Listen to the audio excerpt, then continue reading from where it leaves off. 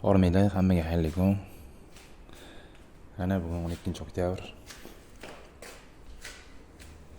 30-sentabrdan beri skuter ishga chiqmayapti. Nomeri yo'q, prava yo'q.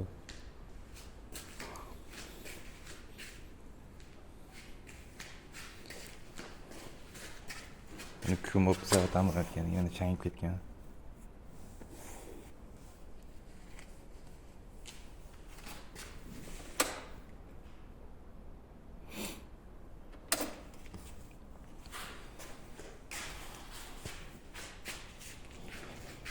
Skuterchilar nima qilsalar endi? Kim nima ish qilyapti, kim nima boshqa ishga o'tganlar bormi yoki nima qilish kerak endi, buni sotish kerakmi yoki ushlab turish kerakmi?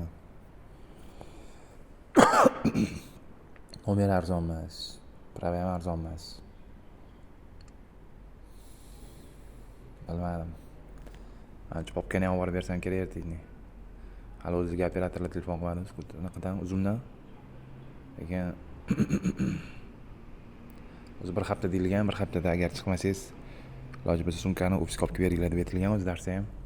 O'shanga ertaga agar 2 hafta o'tib ketarkan, ertaga olib berish kerak, istirab bo'lishidan oldin, bloklab qo'yishdan oldin. Kuzatib boringlar, agar yengillik bo'lsa yana yangi videolar chiqarishga harakat qilaman. Kanalimga obuna bo'lib, like bosib qo'yinglar. Hammaga rahmat.